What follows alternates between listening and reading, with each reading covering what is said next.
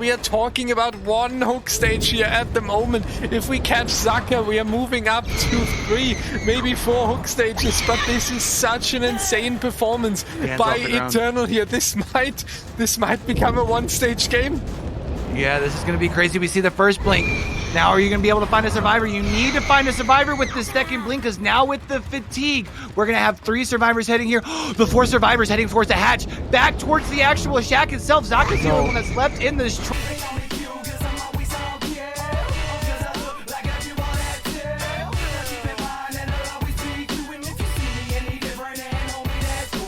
Hey, what it do? It's your boy Q.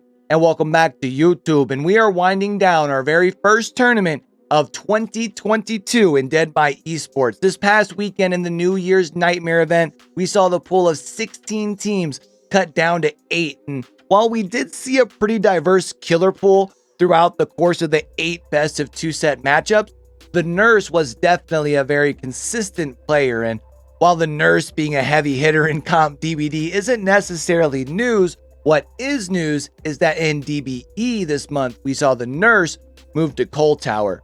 Usually seen on like Groaning Storehouse or sometimes even Father Campbell's Chapel, Coal Tower is a rather small map, right? Less tiles and resources. So because of that, survivors are given some more tools at their disposal. So you get to have things like Deliverance is allowed, Kinship, and some other balance changes give the survivors more in their arsenal to be able to combat against such a aggressive and hypermobile killer. And when I first heard the news, I gotta be honest, I wasn't quite sure how I felt personally, because I had never seen like comp Nurse on such a small map. And I had definitely heard like a little bit of pushback throughout the community, even some people saying things like even a bad Nurse could 4K on Coal Tower. But what we saw in this last weekend is that with the balancing brought by the wolfpack, which, by the way, if you want to keep up with what they do have going on over in DBE, link is always down in the description below. But with the balancing brought by DBE, it gave us some very high action games and exciting tight end games as well. So much that I didn't even know which Nurse trials to really include from round 2 for this video. So I included all of them. Don't forget to leave a like and a comment. Helps us out with that good old YouTube algorithm, of course. And we are getting really close to 350 subs. So do me a favor, smack that subscribe button, turn those notifications on. We can get you right back here for that next video. All right. And of course, you are always free to come hang out with your boy on my stream or in the community Discord, both of which those links are also going to be down in the description below. But let's go ahead and get to some Nurse gameplay. And until next time, don't forget, with everything going on in the world today, be true, be you, be sincere, game hard and love harder. It's your boy Q, signing out. Hello everyone, and I realized while loading in that we are on Coal Tower in this event, not on Groaning Storehouse, not on Father Campbell's Chapel.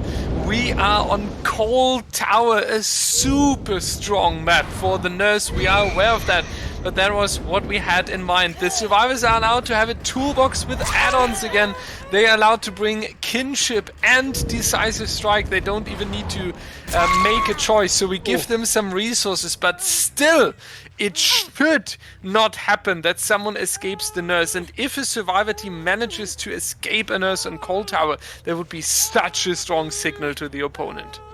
Yeah, I like this here. So, I know that some people might feel that with it being a smaller map, it really shifts the power in the Nurse's favor, which is true. But with the survivors that we've been seeing and their coordination and everything, I think it really allows them, like you said, it puts them to, oh my goodness, puts them to the test. But right now, our Nurse playing just absolutely out of their mind. 4 blinks gets you 2 downs, 2 hooks, only 1 gen down, and now you can basically just put pressure on that unhook. Amazing start here for Trauma's Killer. Insane pressure, immediately taking the survivors down here. As you say, 4 blinks, 2 downs, everything works perfectly. This Kate here with a nice double back and changing the way how they're running here. Itachi added last second here for Divine coming from Team Unbroken, and what a DH! Staying up a little bit longer, and we just talked about pressure. This run here is potentially able to make a little bit of a difference here. Yeah, the only thing though is if you have no decisive strike in play, this is going to be oh, but you get slapped with the D. Let's go, building distance. I was gonna say that would have been 3 hooks by the time Corrupt Intervention was up, but now you at least build a little bit of time. The question is, does that buy you an extra gen? I'm so glad that we start with the DS moment once again. We had this last weekend where we started and finished with a decisive strike, and Itachi is putting up that again, and there's the flashlight as well, but the double blink is coming out here. But that was a super great chase. Really long for Nurse on Cold Tower here on a small map, in a dead zone kinda even. They get a second generator, and they had time to sort themselves. They had time to make sure they're spreading up again on the gens. A game plan can also be worked out when you get some time from a mate. You can kind of keep the hat cool, revisit your strategy, and if Divine has used the time well, then they might make a little bit of a turn here. Yeah, and you know, right now, what kind of works in your favor, I would say a little bit if you're the survivors, is you're kind of putting your killer in the situation where they have to make a decision. Do they want to stick around the hook and make sure that they can guarantee a quick tunnel out? Because you can see most of your generators are kind of away from that right now. Yeah, the generators are not in the best position if you are looking from your hook, and what a wonderful stun here by Julian. Tromas Kidder is going back because right now it is the best decision to just camp the survivor out, but Nancy was just coming over. Is this potentially on top of the decisive strike a camaraderie? Yeah, I don't know, because I'm trying to look over on the left side, and it looks like they might have paused the timer just a little bit. That would make sense. I was actually kind of wondering why you wouldn't commit all the way to the hook, but unfortunately, not only do you not get the unhook, there is a down. We do see the unhook coming in, though. That's hook number 4 here, and I think all 4 hooks are on 2 survivors. Yeah, that is a great news for our killer here, because you have removed DS at this point, you have removed camaraderie at this point, so pretty much everything on this survivor end is gone at this point. Potentially the toolbox is already in a generator, so the last thing you kind of need to worry about is an unbreakable later on in case you go for a snug. Kate is also going to be killed very soon, so we are looking for a 3v1 situation potentially, and Itachi needs another perfect run here to make up for that. Yeah, and I mean, we did see the Dead Hard was able to avoid the one, not going to be able to avoid a second swing here, but that is going to be 2 gens popping off in the distance. Only 1 generator left, and this is a death hook here, unfortunately, but we do still have 2 fresh hooks left from the trial. So it's going to be interesting to see, like, what kind of happens, because we could also still have 1 person that's sitting on a gen off of the distance here. We might be relatively close to seeing the doors getting ready to be powered. And we have just talked about how strong the Nurse on Cold Tower is, in that the average is pretty much a 4K. And the Divine is doing a really good job. He has played a phenomenal mid game. Unfortunately, now the survivor going down as well, though. Said that will be a 2v1 situation, and that's gonna be rough to get the last generator completed here. However, seeing how hard Divine was fighting here in the mid game, I wouldn't be surprised if they get even that one done, because I think we have a generator far away in the main building. Yeah, the main building is still up. Of course, it is a Nurse, so the Nurse will have the ability to blink right up to the top. It's not as much of a time waster as it is for some other killers. Also, worth noting, we did see the Pop Goes the Weasel there on that generator as we kicked it as well. So at least gets you an extra 25% regression, if that is the gen that has the farthest progress here. But now, seeing the blink up into the top mid, a little bit of progress, not as much as the one that we had kicked earlier, but knowing that our survivors are split, if this is Julian and Chase here can have a decent run, we might be seeing these doors being able to be powered. Julian taking a hit now. If they are able to stay alive a little bit longer, that might be enough time for Laker to get all the gens done, because even that is huge against a Nurse on Cold Tower. If you get all the generators done, because then you can kind of see on your Nurse, maybe go for an endgame build, keep the survivors out, keep the survivors away from the exit gates in the end game, and make sure that you get all the points for the kill, so you can kind of tie more easy if you don't have any escape. The deliverance coming in onto Julian though, so at this point they have definitely used all their resources, and I have to say Divine has made value out of every single perk. Yeah, they've definitely been able to buy themselves time and distance off of everyone here. And we also see an unfortunate blink. There is generator number 5 getting complete, though, after that extra distance was built here by Julian by unfortunately being caught on the edge of the rock there. We've all been there once or twice, let's be honest. But now we are seeing scratch marks. It looks like heading away from this door, rotating towards the other one, which could be some good news, because that does mean now you could potentially be looking at your survivors trying to split the door, still guaranteeing one of them out. But there's an instant down here on the Laker. Thanks to that, no one escapes death. And the question is, will Julian be quick enough on the door? We see the lies. That should be enough time. Yeah, that is a 2 stages escape, I believe here. So 10 stages for Trauma's nurse. And it's 10 minutes ago that we said how amazing it is if a survivor team manages to escape on a nurse on Cold Tower, and Divine is coming in. We talked about it, how they are trying to pull a surprise. They're coming in, they're getting an out on nurse on Cold Tower here, and that really looks like Divine is here to take down the favorite today. All right, and we are back here. Trauma out on the survivor side. Divine needing to close the gap here. 24-12. A little bit of a longer load time. We had a survivor crash loading into a lobby. Even I can handle that. But we are seeing, wow, already seeing a undying broken across the map. We are seeing a quick down here, though, so a little bit of pressure. I'd say a good start for both sides. Very good start for now, especially finding the Hex Totem really quick. Feels good on the survivor side when you get rid of the resources the killer is bringing in here. We do see, however, that the Ruin is still up, so Julian going with a little bit of a different build here and making sure the generators are staying. We can only hope for Divine that this is going to be the case a little bit longer, and for Trauma we can only hope that they're finding it very soon. Nice fire flashlight here together with a body block at the corner against a nurse. That's something I've rarely seen so far. Yeah, actually, I really like that body block on the blink play to be able, and not only to body block, but able to avoid taking the hit too. So now you're still able to stay around, be a little bit of a nuisance with the flashlight, prolonging this chase here, trying to make this process as long as possible, because we do see Julian going for the very efficient play of trying to, tunnel out our survivor here. We are going to see generator number 1 getting complete, but that is already hook number 2 for 24 minutes. Very good start for Julian here. We have to hope for our killer that it's not a decisive strike. However, for Trauma, I'm pretty sure they are setting something up. If this player has no DS, then they have something differently planned there. So we also see that Nia is taking the chase here, running edge map, but getting down. Julian doing a really good job for Divine here. So one survivor needs to rotate over to save 24 minutes. Then we have one survivor on a generator, but they potentially need to come over very soon to save this survivor here. So there's a ton of pressure coming out from Divine at this moment.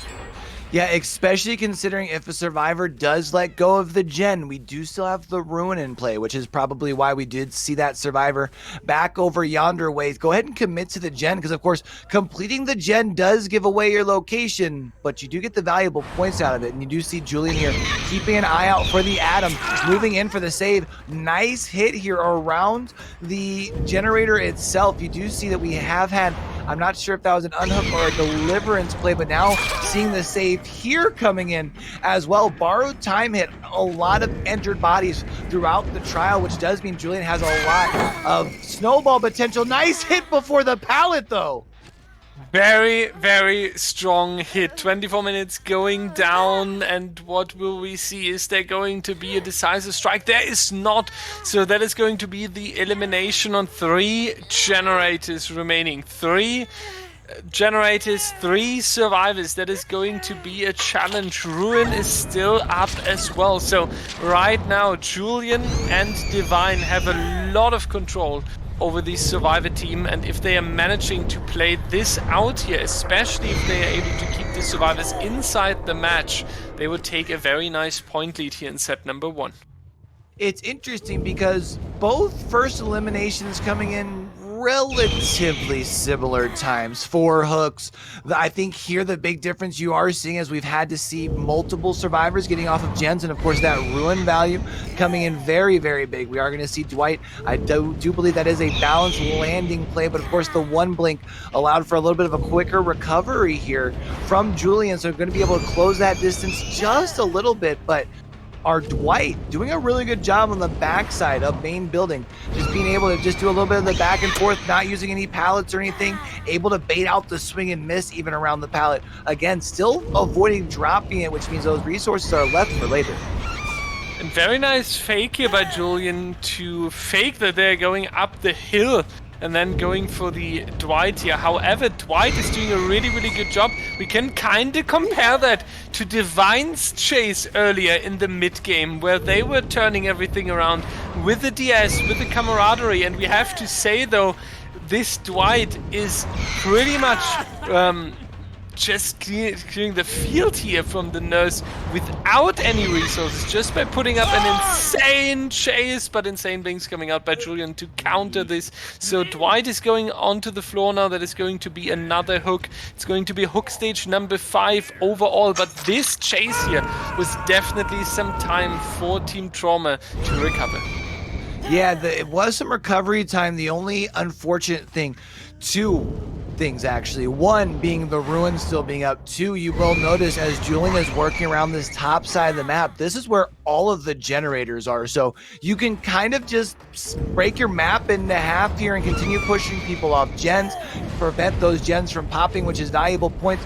Well, at least until the ruin gets cleansed, because of course Caster's Curse exists here over in DBE, but we are going to see a hit onto the Atom. And I like this decision here by Julian now to go ahead and double back to the hook earlier, making the tunnel process that much easier. They're now going back here. There's going to be the Nia, and she is taking the hit. Yeah, actually, Russia to NA West, a little bit of a ping difference, but Divine survivors suffered from the same here. So all 3 injured again, Q. That is a quick turn, because from all healthy, we are now on to snowball potentially. Yeah, and it's tough because now you're stuck at the situation. I'm sure you've got a couple of gens that have a little bit of progress, but if you take time to heal, that's time that they regress because, or they were regressing before the ruin was broken. So now at least they aren't regressing so much, but they don't have much progress at all, and you want to at least get some of that going, especially because you don't have to worry about any pop right now. Nice dead hard though here from our Atom to be able to prolong this chase here. Kind of surprised to not see any of our... Ooh, nice hit though through the pallet. That probably looked really, really friendly, and that's going to be another friendly down here, still in your 4 hook situation, or 4 gen situation. Yeah, the Hardwell here. Is this also the basement in main building? Yeah, that is actually the case. So basement in this generator setup here towards the top side. That's really tough for Trauma here, putting Hardwell directly into the basement. We can see the bottom side is completely empty of resources. We have the Dwight there lurking around, but Julian doesn't need to worry too much. A survivor back there isn't really something you need to keep an eye out, because your generators are over here, your hook is over here, and I wouldn't be surprised if Julian is just sitting on this hook and camping this out. Yeah, especially the situation that you're at here, right? Because it's, you know, that it's, if they waste or if they spend the whole time, they can potentially maybe push it into the end game, but then it's just a 2v1. But you know that they're going to want to save their friend. You know that you have people kind of in the shadows here. You really have no reason. You have no, like, obligation to leave here, really, especially because the basement's right in the middle of your 4-gen situation. It's honestly, this end game's been set up really, really nice here by Julian, and really being able to take advantage of it here. Julian is playing a fantastic game. We have to say it was a back and forth in the mid game. We have seen the injuries, we have seen the snowball potential, but it seems like this fight of back and forth Julian was able to decide it and pull it back. And this is perfect! The exact timing of when you need to come back. What a read of the game plan by Julian here. Injuring the Dwight, expecting that Nia would come in and teleporting back in the exact moment. And now I think we are actually able to look towards a 4K here. Yeah, Dwight, we're looking for our last ornament for our survivor tree. Yeah, no, I'm curious where our Dwight is actually at here, because of course, I would imagine we might just see our survivors try and eat these hook here. Yeah, actually, as we're seeing that there, right as I'm talking about it, and trying to make a hatch play here. We are going to see Julian, of course, still has the 2 successive planes that he can cross the map here relatively fast. The question is Dwight around? We heard the hatch opening. Oh, he's actually not here because of the swing. I was like, oh my god, there's the survivor located them, but that's not the case. But we see one door at the both doors at the complete top side, so maybe Dwight with a wake up here, a last second play coming in from Trauma Survivor. That would be huge because there would be still 2 stages you're taking out here. I think, however, that Julian is quick enough. What an end game. That is tough. If Julian had full sent commit to the other door first, you were out there, and that would have been, I think, the same hook stages as well. Getting 2 stages out the door, preventing those stages from going to the killer. But instead, Julian here, keeping the momentum here, and after being able to, on their survivor side, they're able to get one out. Here you get the 4K, although all 5 gens were complete, but you still get the 4K. That's nice. All right, time to hop straight into this first match here between Raymond and Jinx, and that is going to be the nurse on Cold Tower. We talked about it, a difficult challenge for the survivor team here. Dark Boy, Matt, Khalid, and Quiet Soul on the survivor side here. Raymond with Anley on to killer, last second switch off the roster here for today. Spots the survivor, ignoring them for now because there's a generator over here that is able to be attacked. Nice interruption here together with the ruin, denying also the progress here. Yeah, I'm gonna be interested to see here kind of how these nurse sets, or I guess just the nurse once the only one, or no, we do have 2 nurse sets today, play out, because we see, Cold Tower, we saw the first couple times we kind of seen it come out. We talked about how really trying to get even just 1 survivor can, outside of the gate, out of the gates at the end game, can really help you.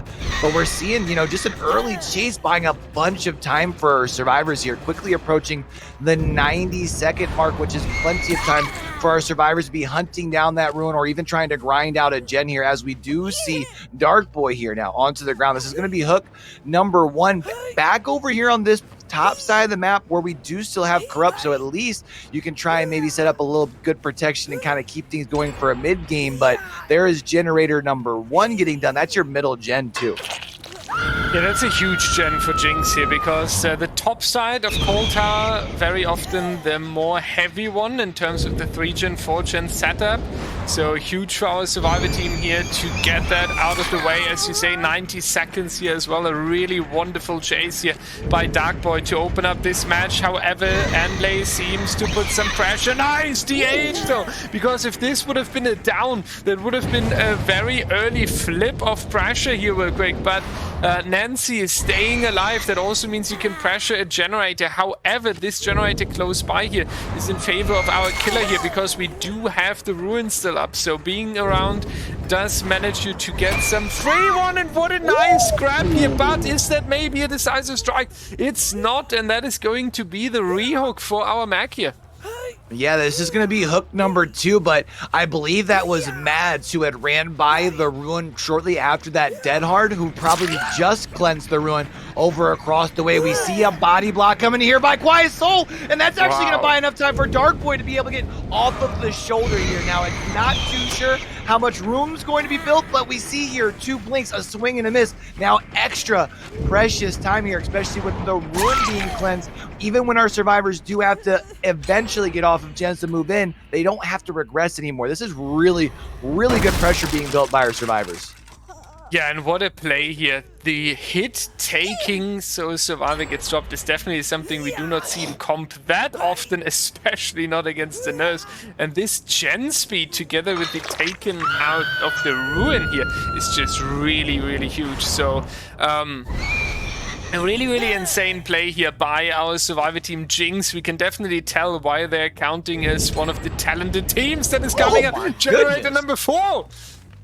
That is insane. Now, the only unfortunate news, even though you did get 4 generators really quick, you did happen to play yourself into a 3-gen. Not the worst news because you do still have 3 fresh hook survivors in the trial, and we do see the reset coming in here, but you can probably anticipate at least 2 of them moving in for the save, trying to see some good coordination, see if possibly you can allow Dark Boy to then rotate towards the bottom side of the map. Even if that chase takes 20 seconds, that's valuable time for you to start pressuring onto this 3-gen setup here. We do see a player in the TNL right next to the hook. We also saw a pair working on the opposite side of the cold tower, so actually might be seeing all 3 survivors trying to line up and make sure that you can get the save, which I think makes sense, right? You've got 4 gens done. If you can even buy just 15 seconds off of the hook, that's huge time.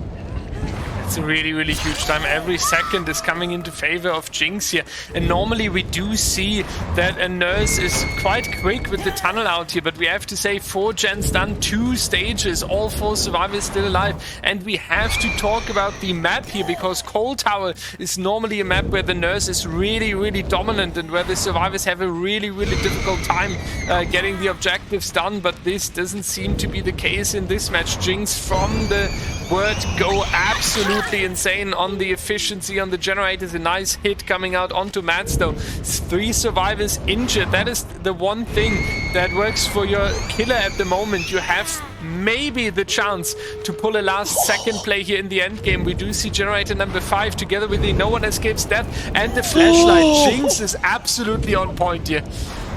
Yeah, Jinx is playing out of their minds here right now. Now, Mads is going to be able to now communicate with the rest of the team that we do have a No One Escapes Death in play. You will notice, though, there is a door that's relatively close to that generator that was the last one popped. Would not be surprised, yeah, to see our team just go ahead and take the 3 out here, because even if the person on hook, yeah, progresses in 5 stages on a nurse, 3 out. Yo, we talked about how it'd be impressive if you just got 1 out. We have 2 fresh outs walking out the door. Yeah, that is insane, right? Because there's not even a discussion if you are coming back or not, because 5 stages on Cold Tower Nurse is something that is so impressive and so great. You just take what you have. All right, and we are back with our first matchup of the day. Trial number 2 here. Raymond down by 5 points here, going into the back-to-back Survivor trials. And one thing is for sure right now, we are seeing a very early chase. And remember, last trial, we had seen the first chase last quite a bit of time, which I think got our survivors quite a bit of pressure to build in the early trial, but a nice dead hard here to be able to build a little bit distance. Now taking chase back into the corner of the map that we do have that corrupt intervention. No ruin in play this time, though, so that does mean our survivors don't have to worry as far as any sort of regression whenever they move into the save.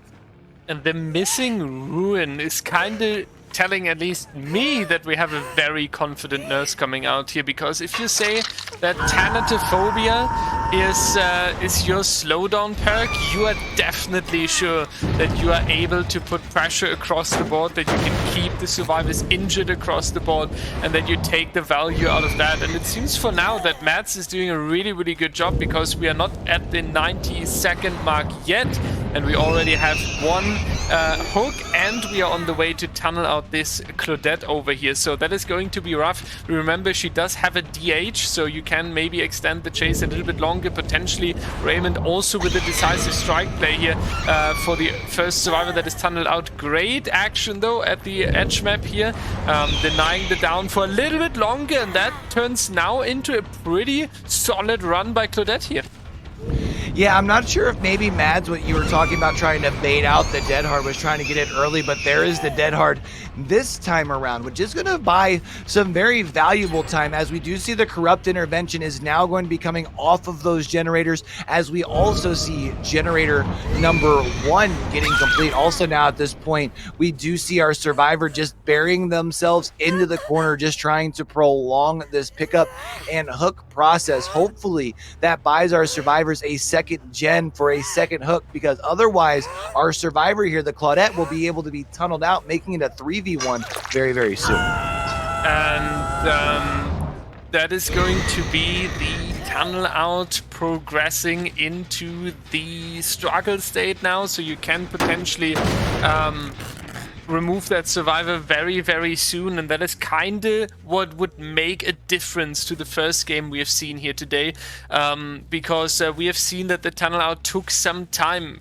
even until the end game, when Raymond played killer. So if Jinx would be able to get the tunnel out here really early, they would definitely force the 3v1 and make everything way more difficult for our Survivor team. They're getting the reset right now, so they keep trying to keep Claudette alive. That is going to be the BT, the DH in the resources of Claudette here, but if this is going to be down in the next 2 blinks, I think Raymond is going to be in a difficult position here.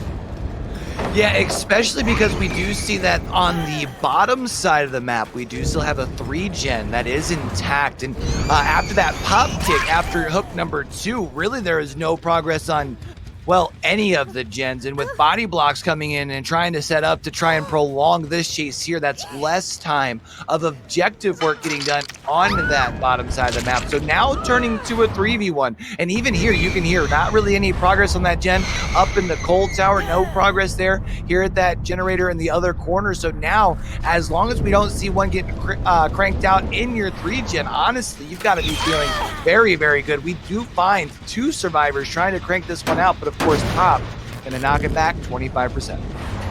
And I have to say I'm a little bit confused about the body blocks coming in by the Nia there, because we are talking about Nurse here, right? It is really difficult to pull a body block in. Maybe if she blinks and then wants to attack your teammate, you can maybe take a hit, but it is really difficult, really risky. And as you mentioned, there is a 3-gen on the bottom side that is intact, so you could have used the time of this top side chase to potentially triple up on the generator down there and break the setup.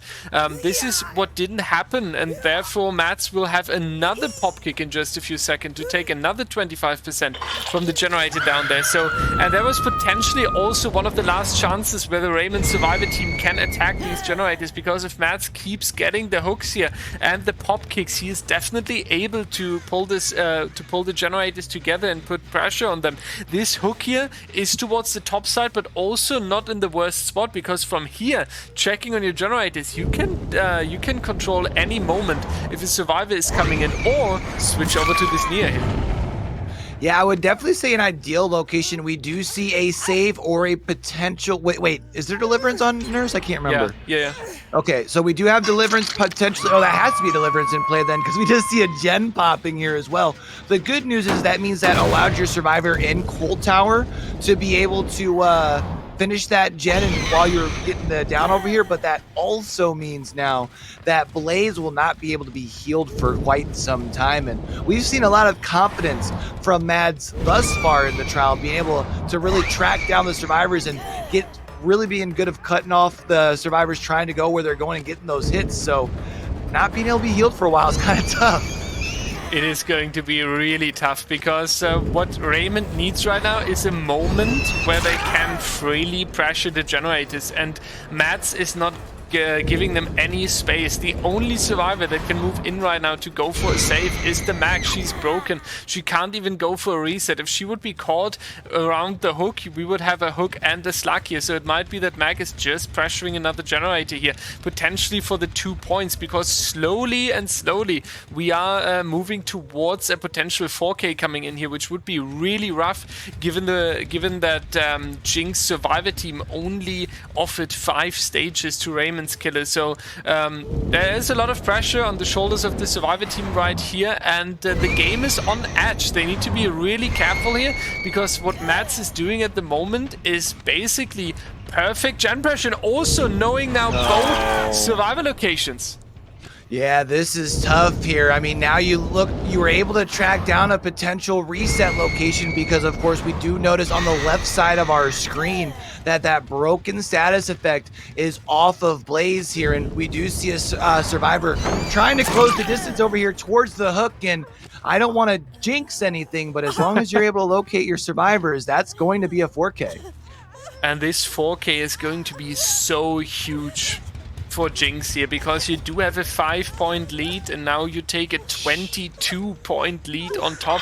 So we are talking about a 27-point lead. That is almost a 4K with 0 generators done. So Jinx has basically an entire trial for free and still in a tie condition, kind of. So yeah, and it's tough because it's like oh, sorry. Go ahead. I was gonna say, because like the Hillbilly we talked about notoriously is like a set that we expect to be separated by like a hook stage or two, right? Yeah, and that's what's coming in so difficult for them, because as you mentioned, the Hillbilly is not putting that many stages up, and what Raymond basically needs to do here is play exactly as expected and have like 3 or 4 stages maximum on the Billy, and then the Hillbilly needs to put up a 4K with generators still standing, and it's going to be a really tough challenge here.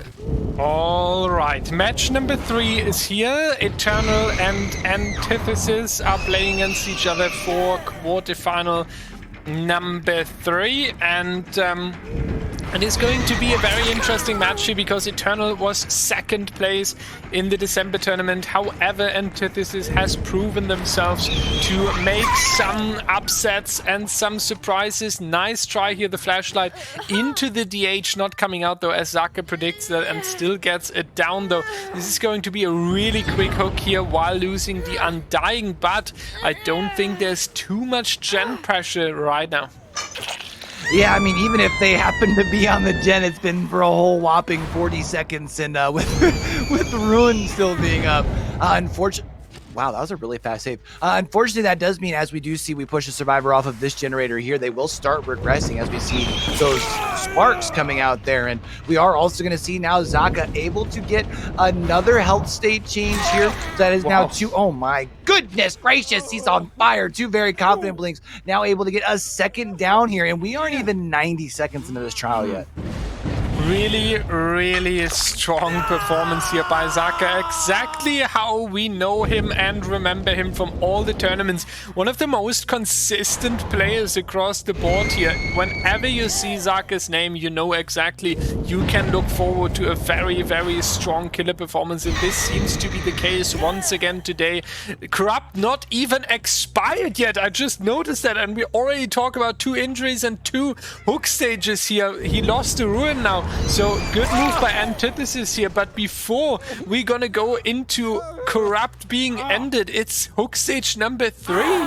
Never mind. Oh, but she slaps him with the D. Drop it. Puts him down. And that is going to be some extra distance here. That's important, as you mentioned, Corrupt intervention just now getting off those gens. Survivors need as much time as possible to start cranking those bad boys. Did Jake just... I was about to say, did Jake just hop into this locker? He really did. I'm not too sure on this play here, because, yeah, it might be a lucky break what you have there, and the quick and quiet, very nice idea, but very risky. And I feel like a decisive strike should be used to make distance and to take time from a killer. Also, we have a new Pop Goes the Weasel kick here for this generator, so that is going to be a really unfortunate event now that this plan didn't work out. A lot of risk that is backfiring onto Antithesis, and they might lose their first Survivor here with still 5 generators. Yeah, we're seeing a lot of fight right now coming from Zaka, really stepping up the pace here, trying to set the tone for the matchup here. Generator number 1 getting complete here, but with 3 hooks. Generator number 2 actually correct myself there, with Adam actually, I believe, taking a sprint burst away as well, which should allow Adam just enough distance, I do believe, to be able to get over here for the safe but nice body block coming in to at least close the distance here by Zaka. Very nice last second save here, though. Even though it ends in a trade, you have the survivor now that is potentially also the deliverance player. So a third generator coming out. I'm almost surprised how Antithesis gets 3 generators done with Zaka putting up so much pressure. Jake not making it very far though, so he is going to be killed. But this all costs some time. I wouldn't even be surprised if we see generator number 4 with how efficient this survivor team works here. There's also an Unbreakable or teammate around. I think it was an Unbreakable because I only see these scratch marks over here. So potentially you have Unbreakable and Deliverance together onto this Adam here, which would mean, if that's the case, this hook here is also not going to be the most part of pressure. Yeah, and I mean, now at least the good news for you as far as Zaka, like, you've gotten, yeah, you lost a couple of gens there, but you've gotten a lot of like your perk awareness perks out of the way, right? Like, you got the D strike, you can probably assume the Unbreakable onto the Atom. So now all we're really potentially waiting for are the Deliverance and the Kinship, and then pretty much all of the resources for our survivors here have been removed. That is very true. Yeah, we have a Kinship and the Deliverance remaining. Keep in mind, everyone, Decisive Strike and Kinship is both allowed on Nurse as she is on Cold Tower. A very strong map here, together with the toolbox and add-ons as well. So survivors do have a lot to work with here to face the Nurse. We have seen in the earlier trials today that this could actually lead into a very impressive performance with a lot of stages being taken out. It does seem to be a possibility here as well, because Antithesis is definitely not in a bad spot here. 5 hook stages so far, 2 gens to go. They are attacking another generator over here that will be put down with a pop kick though. But I feel like it's all coming about the question if they are able to get out of this area here, because we are talking about kind of a 3-gen over here. And if Zaka keeps getting hook stages in this area here, together with the pop goes the weasel kicks, then it's going to be tough for our team Antithesis here. Yeah, especially too, though, I mean, if they can, I was going to say prolong the chase for just a little bit, you will notice as we look around, no 3-gen quite intact. Maybe you can kind of, yeah, I'd actually probably consider this corner still a little bit of a 3-gen. So, I mean, you would want to attack that, but now at the 2v1, I'm not even sure if they're going to be able to get a 4th gen done here. Yeah, it is going to be really tough now, right? We see a survivor at the main building. That was what I was opting to offer as like the alternative option. You do hop on the main building generator and get that out of the way, as this is something that is more far away here and can't be controlled by Zaka that well. So if you do put yourself into 4 generators done, and then your Nurse comes out with an endgame build potentially and keeps all the survivors in, then we would just talk about a point difference of 2 points in 1 generator, and that wouldn't be that bad here. So if Antithesis is able to get generator number 4 done, they are still in a good spot. We have to mention the good spot relies on the fact that their killer would do a 4K, which is difficult enough even though we are on Cold Tower, but generator number 4 would set a lot for the team here. Yeah, and especially because, too, not only that, but we're following up the Nurse set with the Twin set, too, right? Which we will probably anticipate will come down to the difference of maybe even just a simple hook state or 2. So the gen points here, if we do happen to match a 4K with a 4K, could be very important. We do see Zaka, though, comes here towards the corner, is able to find the slug here. Will buy you a little bit of time, because I do believe this is a fresh hook, if I'm not mistaken, which means you at least have some hang time here to look for the last remaining survivor. Yeah, this is going to be interesting. I mean, another option would be to have Ace going for an endgame play here. I'm not too aware about the doors. Also a Deliverance coming out there in the distance, so the pressure can be kept up. No generator progress on the main building, though. I think that looks to me like Ace preparing for an endgame here. Maybe with a wake-up, maybe the wake-up player there that can be taken out 3 stages, because Ace is a fresh hook, so that would be definitely an option here for Antithesis. Yeah, and it's tough because now you're kind of stuck with this situation if you're Zaka, right? You put them up on the hook here, and as long as they miss 2 straight skill checks, what's your priority? Where do you go? Do you check your doors first, or do you push right over to where, you know what I mean? Like, there's so much that can come into play, and you mentioned it. If our ace here can get out on fresh hook, that's a very big point swing. Yeah, this endgame play holds so much potential for our survivor team here that I think this is the option they chose to go for, because we haven't seen Ace anywhere, haven't seen him touching any generator. So Killer is now forced to go towards the shack here, as we do have the hatch over here. It always spawns very consistent here at the side, so Zaka immediately able to position himself correctly. He has to close the hatch in 5 minutes just for someone who's interested in the walls, but this is not a problem right here. So depends on the 50-50 choice here, but if Ace was waiting on the door with a wake up, this might come in handy. Yeah, we can see we're coming to the door that is right behind the main building. I'm not seeing any reflections or anything. We are going to take a second to double check going up onto the Pride Rock itself. That does mean that is extra time that was spent. However, we don't see... we hear a door over here. They get it! They get it done! The fresh hook escape last second from a 4K on 2 gens remaining to a fresh escape. All right, let's take another trip back into the fog here. This time we do have Antithesis out on the nurse, looking at a little bit of a deficit, 12-point deficit to be exact, 21-9.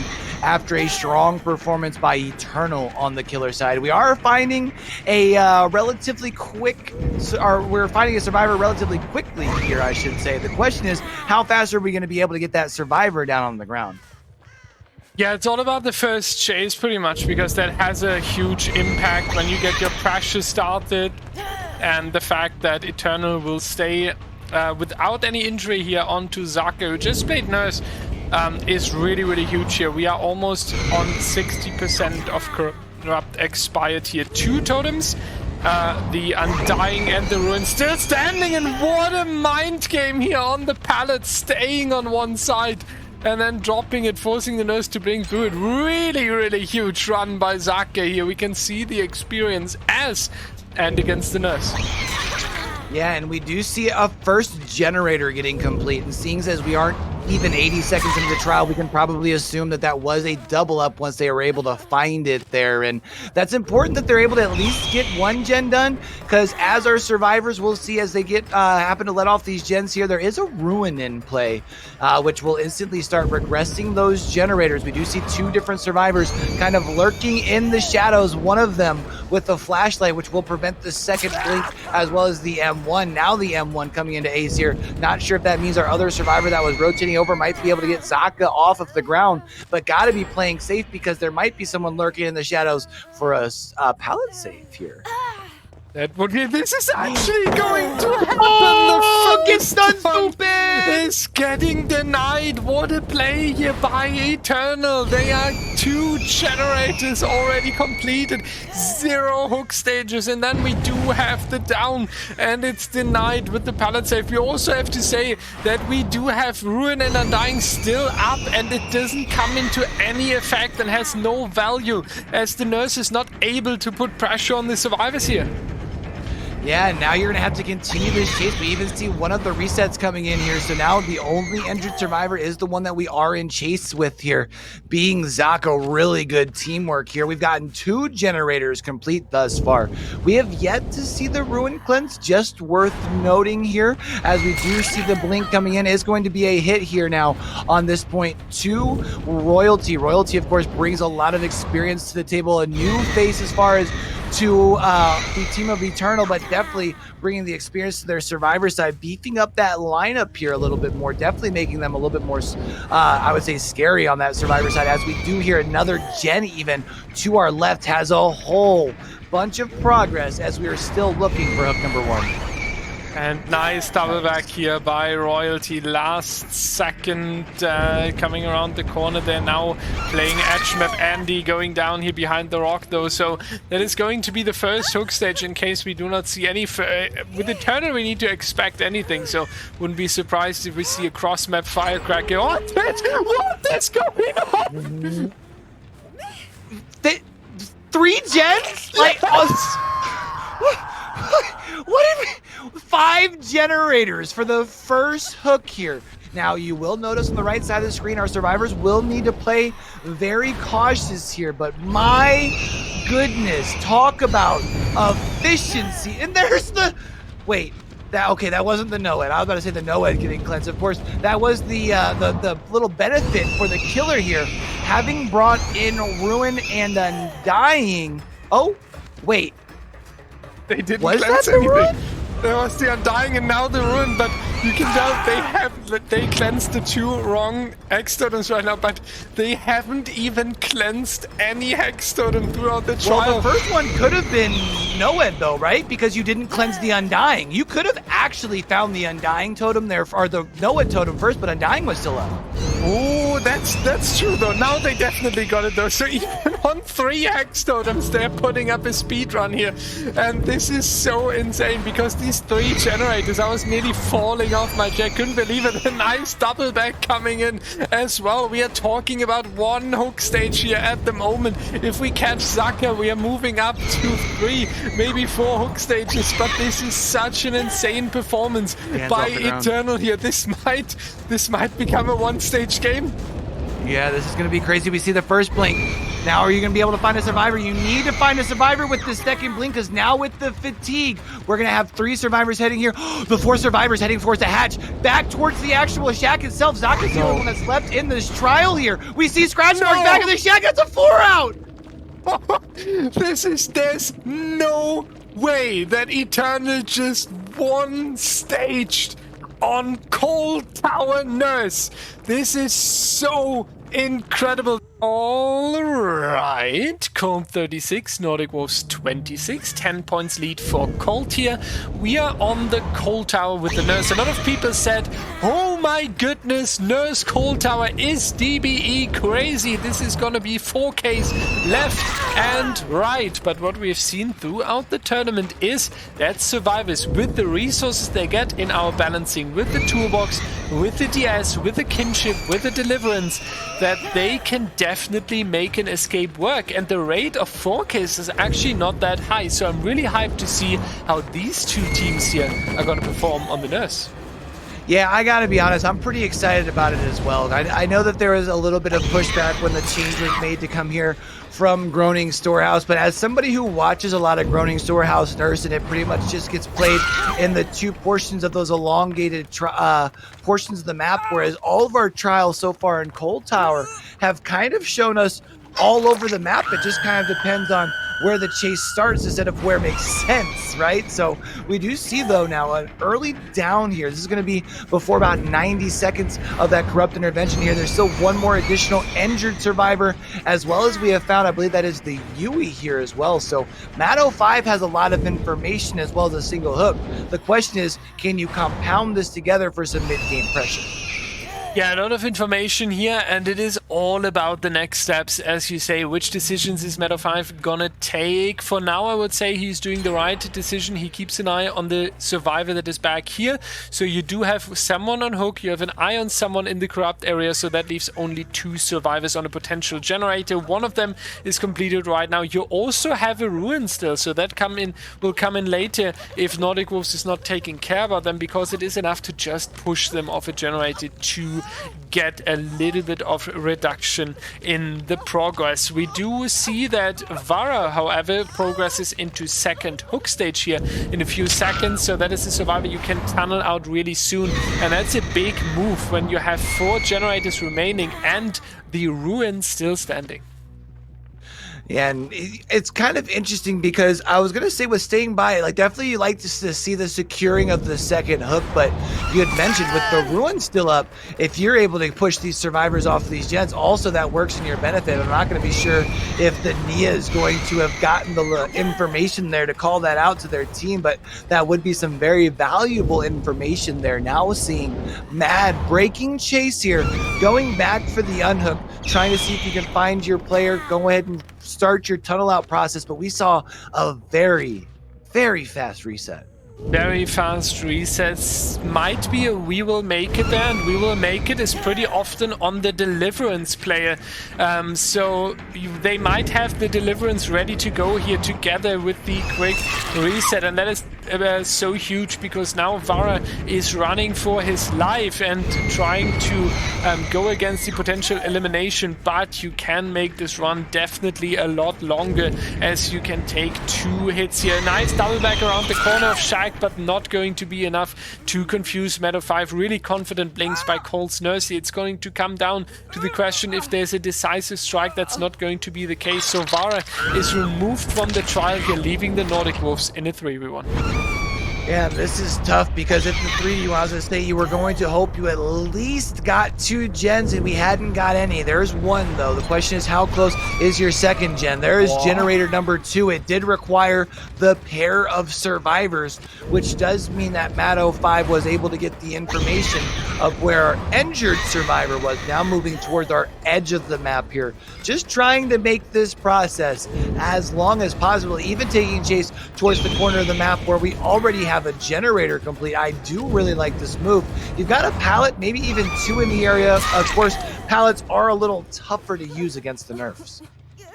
Pallets are definitely tough to use here. We often see them pre-dropping. This wasn't available here for our nurse. And then trying to force a prediction blink. But still a good run, I feel like, for 4K's. A little bit unfortunate that he came down all the way to the midsection, because now Meadow 5 gets this beautiful center hook here. And from here, you definitely have an eye on all the generators here, especially on this 3-gen here that is towards the bottom side. So the chase on top side behind the main building was definitely really huge. I wish the survivor would have stayed a little bit closer to the main building, so Meadow 5 wouldn't have been able to carry him down here. Next chase is going to start now with Kasi. She's going to take a hit. She is running down, running up towards the main building here, so that is definitely the right call by the Nordic Wolves here to increase the pressure, but it leaves Chrissy and 4K's as the last 2 survivors here, and they might be busy with the reset as well here. So the gen pressure quite limited at the moment, and also a survivor just crossing, so this might be now a tough situation. Yeah, especially because the survivor that was crossing there was the injured Nia, which would mean it would be an easy decision if it were me to slug there and go for the 4th and final elimination. We do see you've been able to find Chrisby here. That is your fully healthy survivor. You are going to get a kick here, get that pop. I believe that was there on that corner gen here to get that 25% regression. Coming back in and checking in on our hook here, finding some scratch marks, which should require now Chrissy to need to rotate from that gen that was getting pretty close to completion, and instead having to focus on the unhook, which means less objective getting done.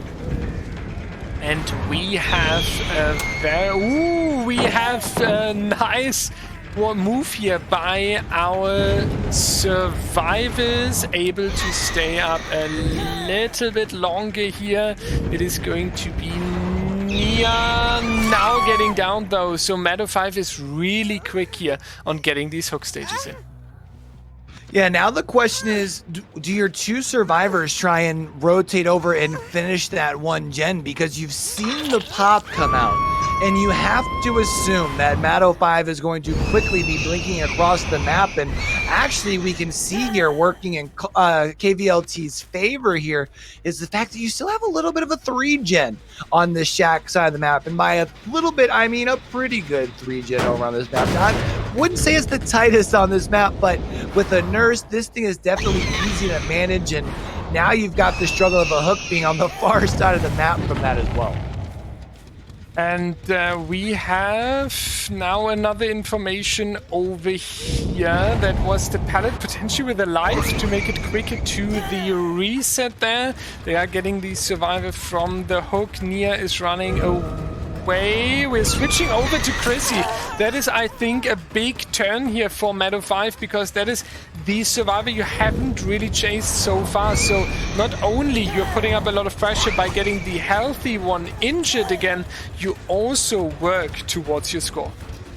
Right, especially because you're going to be able to at least spread the pressure across the fresh hooks, which is definitely important if in case they do manage to pull these last two generators out back to back, which still would be a very tall task, even as it is, especially because at this point, Matt 05 will be able to put this survivor up onto a hook, go back over into a dress.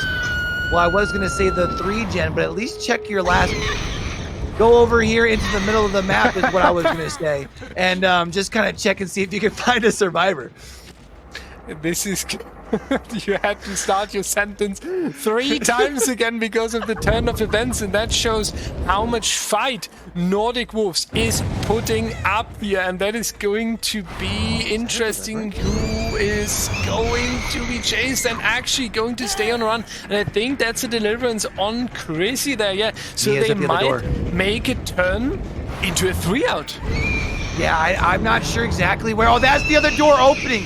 Right there, actually. Is this a balance? That's a balanced landing play to get some speed here as well. We do see the Nia's over here to try and get a protection hit if you need it. No, who needs a protection hit when you've got a flashlight? We've got 1, 2, 3 members of Nordic Wolf going out the front door, putting their team back in contention in our last matchup of the day. All right, and it all comes down to this, and you will see an updated score up there on your screen, 54-41, which does mean that KVLT still does need to have a pretty strong performance here on the survivor side. Also worth noting that we had a Devour cleansed. Yeah, the Devour Hope Cleanse is huge and really unfortunate, and at the same time it shows under which conditions this match here is happening, right? Because we have a big win condition for Nordic Wolves because they are still down by a little bit. It is 13 points, so Chrissy needs, I believe, a 4K. That would be 20, yeah, something around 10-11 stages is needed here to get the win condition for his team, and the start here doesn't look too good in favor of Nordic Wolves. So the Devour Hope would have been something for the mid game that comes in really, really handy. Unfortunate there that Cold was quick and removing that Hex Totem very early. Yeah, and I feel like it's an interesting risk to take when also bringing in the Ruin, since the Ruin would naturally have our survivors rotating and looking for a glowy totem anyways. But we do see here Matt 05 now on the ground. Still have about 10 seconds left on our Corrupt Intervention. Also worth noting that the down is on the side of the map where the Corrupt Intervention was not. So if you could get a hook and then push survivors off the gen, your Ruin could have done some work, but instead we do now see the Ruin getting cleansed as well. Q, at this point I'm not sure if I can have you on the desk anymore because you are literally survivor number 5 on the teams. You're destroying every single Ruin or Noah Totem with your Caster's Curse. You're like, Chrissy is going against 5 survivors at this point. Meadow 5 though, the great blink here onto him. Chrissy seems to get a little bit more started now into the mid game, but oh, slaps him with the D. This is a moment here, and that is really unfortunate because I was just about to say in the mid game, Chrissy seems to really pick up the pressure here that is needed onto these survivors, but gets a little bit delayed with this down here, and the 10 stages need to come through. We see the slug play coming in, beautiful blink here. Chrissy needs to put up some pressure. It seems like this is going to work. A body block through the wall here, unfortunate for him. Yeah, now the question is, Do we have 1 or 2 survivors coming over for the pickup? We have 2. You do have 1 injured player being D across the map as well. Oh, get behavior through the window there as well. We would now have 2 survivors other than the slug survivor that are injured. You have some slug potential. You also have the Zarina, who is being very, very bold, staying around in the area too. So we're seeing some confidence from our survivors as well as our killer. Second hook stage for Meadow 5. The question is kinda how quick will be Meadow 5 removed from the trial here and bringing the game down to a 3v1 situation, because that I feel like is something Chrissy really, really needs, because KVLT is putting a great pressure into the generators right here. Xavier is coming across the map. What a beautiful one blink here across the midsection. Everyone injured now, so you cannot even take a hit and then go for the rescue. They need to be really careful. Wouldn't be surprised if Chrissy is opting to go back to the hook and catch the potential rescue. We see some scratch marks towards the hook here, so definitely the right call for Chrissy. At this point, I wouldn't be surprised if we will just see a hardcore camp into the 3v1. Yeah, and especially because we do see the, with the generator getting complete, we still have yet to see a reset, which tends to lead me to think that we have survivors split up, but we do see a dead hard buys a little bit of time because you baited out a swing, which allowed the unhook to come across here onto the Atom. Chrissy here, however, doing a very good job with their tracking, continuing to keep an eye on where Atom is going. 2 blinks, there is the down. You have already taken the D strike. So now at this point, the survivors, they need to get it together and they need a reset, because right now all of them are just 1 health state away from being on the ground. Yeah, this is important to mention because this looks really good into Cole's favor here. With the 3 survivors still alive and 2 generators done, but as you say, we are super thin ice here. 1 blink here onto a survivor, then they are down, potentially even a slug play.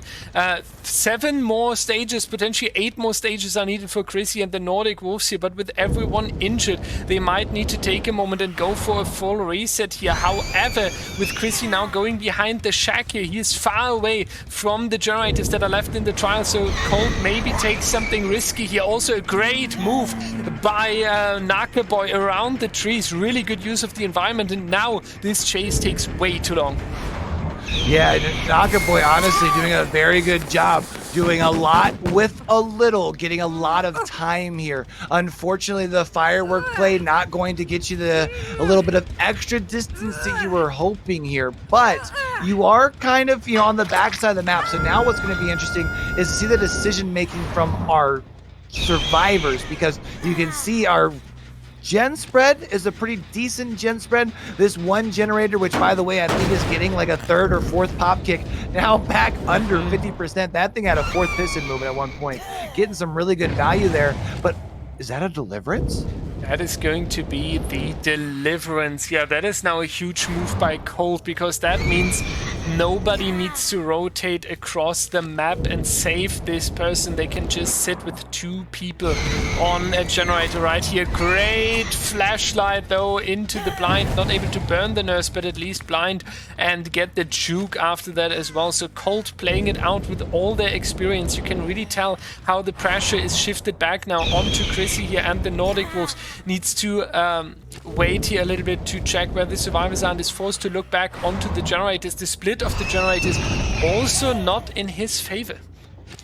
Yeah, our survivors definitely did a good job early as far as attacking these gens, setting themselves up for success here in the late game. And now it does look like you have been able to find your survivor that was the deliverance player, I believe. Yeah, that is the Zarina here. Dead hard to create a little bit of extra distance.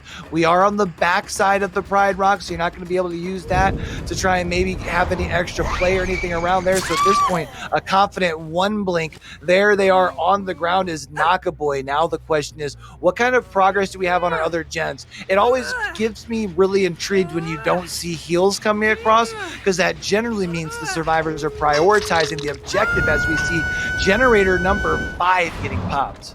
Generator number 5 coming out, and that is huge because Chrissy still has a lot of additional work done here towards the end. And now we can talk about the Devour Hope pick, because I think that was too risky, because now you would really like to have the No One Escapes Death and putting either Crazy or Daphne into the dying state by just one attack. So we talked about it earlier, Q, that you, especially in a difficult situation, you kind of want to have perks you can rely on, and yes, and know it can be pre-cleansed as well. I just think that survivors do not have the time to go through 5 dull totems across a match on the Cold Tower here, so I think that Know It would have been the more reliable choice here instead of going for the Devour Hope risk, as it doesn't turn out, unfortunately.